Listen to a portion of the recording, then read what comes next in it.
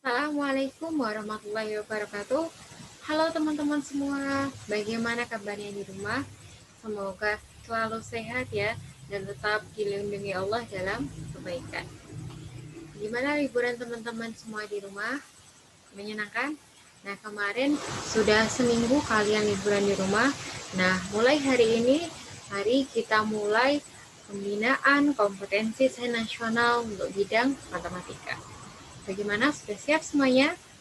Nah, sebelum kita mulai mengenai ini belajarnya, nah Bu Ita sampaikan dulu mengenai silabus KSN untuk mapel matematika. Nah, materinya apa aja ya? Nah, untuk KSN ini, nah berarti silabusnya didasarkan dari kurikulum K13 dan dari silabus kompetensi internasional. Nah, kompetensi yang diharapkan dari peserta KSN adalah keterampilan berpikir tingkat tinggi, yaitu high order thinking skill. Nanti kemampuannya berpikir tingkat tinggi. Nanti soalnya itu lebih sulit dari soal-soal yang ada di sekolah-sekolah yang diajarkan di sekolah-sekolah. Karena kita menggunakan HOTS ya untuk KSN. Berarti harus berpikirnya lebih jauh lagi. Untuk materi matematika, ini kita sampaikan untuk lingkupan cakupan materi.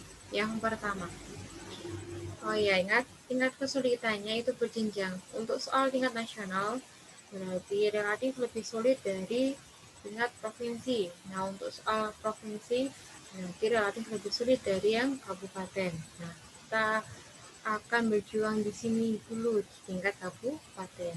Insya Allah jika kita bisa di kabupaten, nanti kita bisa naik ke provinsi, kemudian nasional, dan kalau bisa ke internasional. Yuk kita lihat dulu materinya, matematika. Ada beberapa cakupan materi. Yang pertama yaitu mengenai bilangan. Nah, pasti sudah kenal ya tentang bilangan. Nah, lingkup materinya apa aja? Yang pertama yaitu operasi bilangan bulat dan sifat-sifatnya. Ini sudah kalian pelajari ya di kelas 7.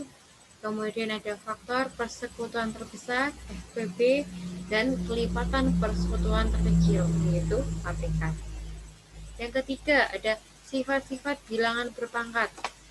Nah, ini di kelas 9, nanti kita pelajari ya. Kemudian ada basis bilangan dan pemecahan masalah yang berkaitan dengan bilangan. Nanti disajikan masalah mengenai bilangan dan kita harus menyelesaikan masalah tersebut. Itu cakupan mengenai bilangan. Yang kedua, materi mengenai aljabar. Nah, apa lingkup materinya? Yang pertama, yaitu ada pengertian notasi dan operasi himpunan. Ini di kelas 7 ya, himpunan. Kemudian ada relasi dan fungsi di kelas 8. Sudah kalian pelajari di kelas 8 kemarin. Ada pengertian relasi dan fungsi beserta grafiknya. Kemudian ada operasi fungsi linier dan kuadrat.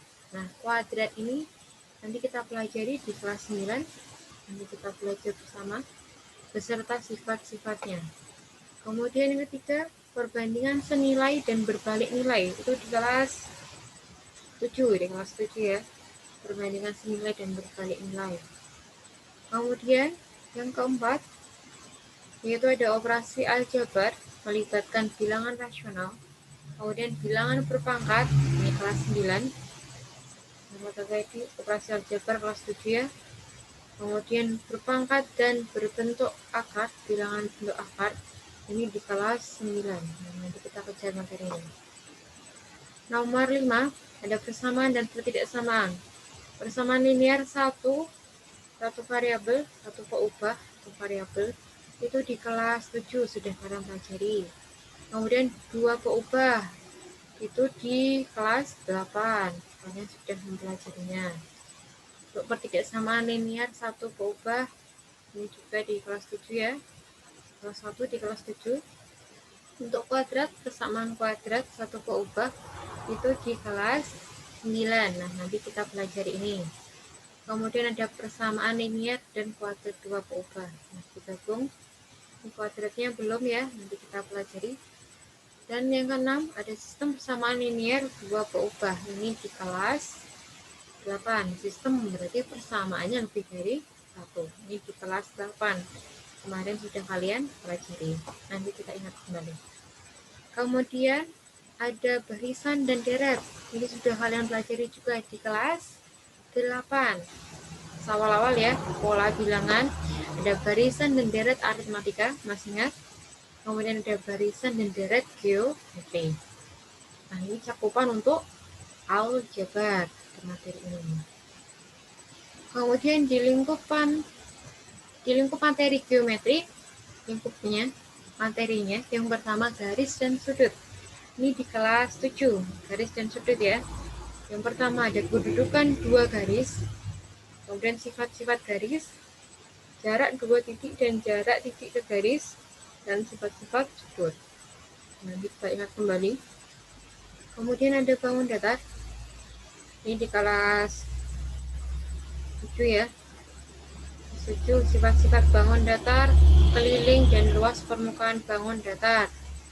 Ini apa bangun datar? Ada persegi panjang. Nah, kemudian sebangunan dan kekongruenan itu di kelas 9. Nanti kita akan mempelajari ini. Selanjutnya teorema Pitagoras di kelas 8. Masih ingat ya teorema Pitagoras?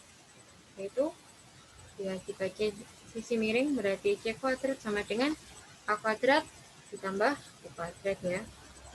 Untuk A dan B tadi selain sisi miring tadi di sisi 3. Selanjutnya ada transformasi. Ini di kelas 9 nanti kita pelajari. Ada refleksi, translasi, rotasi, dan dilatasi. Nanti kita pelajari itu. Kemudian di bangun ruang. Bangun ruang di kelas 8 kalian sudah mengenal kelas 8 ya. Kubus, balok, prisma, dan limas. Ya, dibangun sisi datar. Untuk kelas 9 nanti sisi lengkung, tabung, kerucut, bola kita tambahi kelas 9. Nanti kita pelajari. Nah, selanjutnya untuk materi statistika dan peluang. Statistika. Yang pertama, ada rata-rata, median, modus, data tunggal, dan penafsirannya. Di kelas 8 ini sudah ya. Rata-rata, median, modus, masih ingat? Nanti kita ingat kembali. Kemudian ada penyajian data dalam bentuk tabel, diagram, grafik, dan penafsirannya. Kemudian peluang ini juga kelas 8. Semester 2, akhir ya peluang. Percobaan dan ruang sampel. Ingat ya ruang sampel. Kemudian ada aturan pencacahan, ada penjumlahan, perkalian, ada permutasi, dan kombinasi. Dan kita akan bisa menentukan peluang suatu kejadian. Yang terakhir yaitu kapasitas selekta, yaitu pemecahan masalah kontekstual. Nah, berarti berhubungan dalam kehidupan sehari-hari. Nanti disajikan cerita yang berkaitan bisa tadi tentang bilangan, aljabar, kemudian geometri, fisika maupun peluang. Nah, itu adalah materi di KSN Matematika 2021. Ini harus kita pelajari. Sebelum kita mempelajari ini bilangan, nah kita ingin menyampaikan mau menanyai, masih ingat apa itu bilangan dan macam-macam bilangan itu apa? Jadi kita melihat apa? Bilangan bulat. Nah, bilangan rasional itu apa? Ya, kita lihat dulu mengenai bilangan.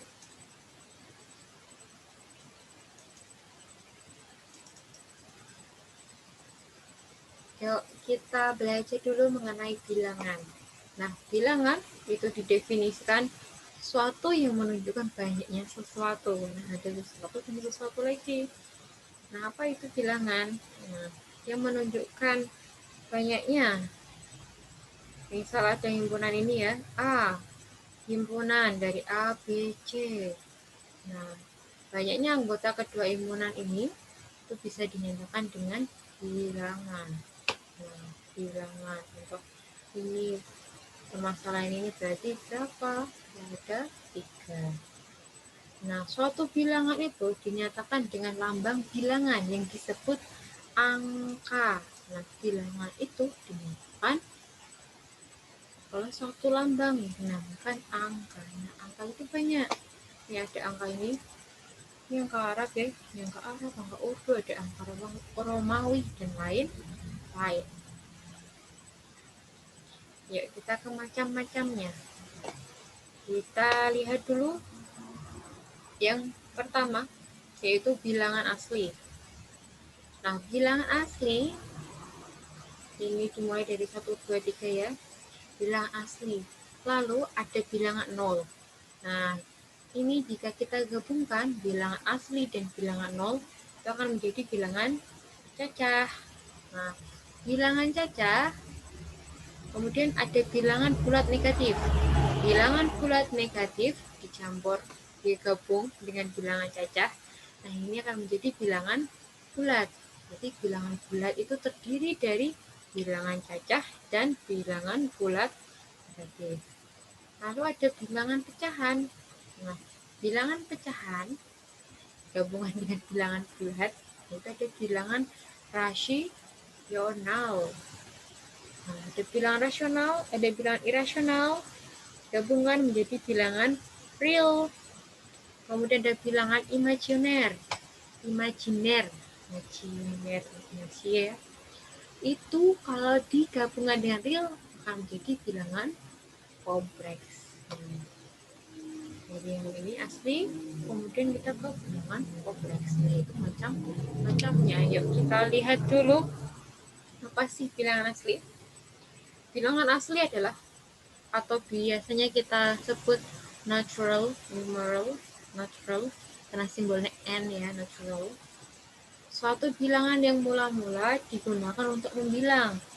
Nah, kita akan membilang kan mulai dari 1, 2, 3, 4, 5. Nah, itulah bilangan asli, dimulai dari bilangan 1. Ada beberapa macamnya ini, misal bilangan genap, berarti 2, 4, 6, 8, terusnya bilangan ganjil, 1, 3, 5, 7, dan seterusnya. Kemudian bilangan prima, yaitu bilangan asli yang mempunyai tepat 2 faktor. Contoh, 2, 3, 5, dan seterusnya. Kemudian ada bilangan komposit, yaitu bilangan asli yang mempunyai lebih dari 2 faktor. Atau dengan kata lain, bilangan asli yang dapat bulat dibagi dengan bilangan lainnya. Contoh 4, 6, 8, 9, 10. Itu untuk bilangan asli, yaitu dimulai dari angka 1. Kemudian bilangan 0 ya, zero numeral, yaitu bilangan yang menyatakan banyaknya sesuatu yang tidak terisi, yaitu himpunan kosong.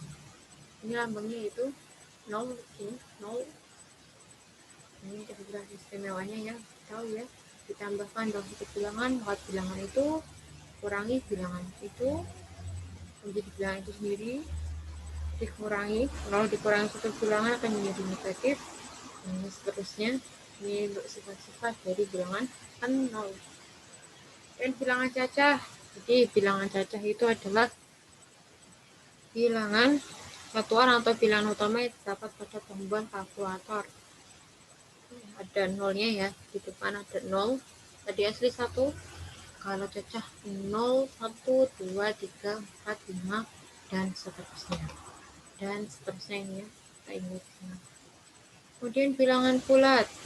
Bilangan bulat itu terdiri dari, kalau misalnya kita gambar, ada bilangan yang ke kanan ini adalah bulat positif, yang di tengah itu 0, dan yang kiri adalah negatif.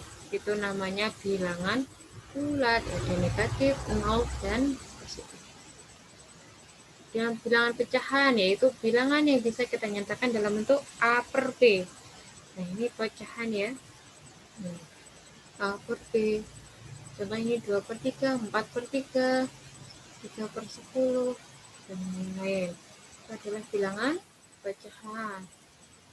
Bilangan rasional. Nah, ini rasional itu adalah Bilangan yang dapat dinyatakan dalam bentuk pecahan biasa, pecahan campuran, dan pecahan desimal terbatas. Berarti ada pecahan seperti ini, 1/2, 2/3, campuran berarti -5 1/2. Nah, ada yang di sini dan ada pecahan di sini itu namanya pecahan campuran. Pecahan desimal setengah berarti 0,5 itu desimal. Nah, yang terdiri dari ini itu namanya bilangan rasional. Pecahan campuran, dan pecahan terbatas. 1 itu rasional, bilangan 1, bilangan 2, bilangan 3 itu rasional. Iya, itu rasional karena bisa dinyatakan dalam pecahan ya. 1 berarti 1/1, 2 2/1, dan seterusnya. Kemudian bilangan irasional. Bilangan irasional itu adalah bilangan yang tidak dapat dinyatakan dalam bentuk pecahan biasa. Tidak bisa ya. Contohnya akar 2, akar 3, dan lain-lainnya. Kemudian bilangan real. Real tadi terdiri dari rasional dan irasional. Ini dicampur, maka jadinya real. Imajiner itu untuk bilangan yang memiliki bentuk khayal ya, nggak ada akar negatif, itu nggak ada. Kenapa? Karena dua bilangan yang kita kalikan nggak mungkin hasilnya negatif ya. Bilangan yang sama maksudnya tidak ada bilangan dua yang sama kita kalikan hasilnya negatif, maka imajiner adalah bilangan khayal, yaitu akar negatif. Yang kita simbolkan I biasanya, akar negatif itu sama dengan ini. Nah, bilangan kompleks itu yaitu bilangan real dan bilangan imajiner dicampur dalam bentuk A tambah B I. I tadi ya, imajiner. Nah, itu adalah bilangan kompleks. Nah, itu adalah macam-macam bilangan ya. Ini juga bisa ya menggunakan koordinat kartesius. Nah, itu adalah pengenalan kita mengenai bilangan. Selamat belajar untuk KSN. Akan dipelajari lebih lanjut mengenai ini. Sampai jumpa. Sekian dari Bu Ita. Assalamualaikum warahmatullahi wabarakatuh.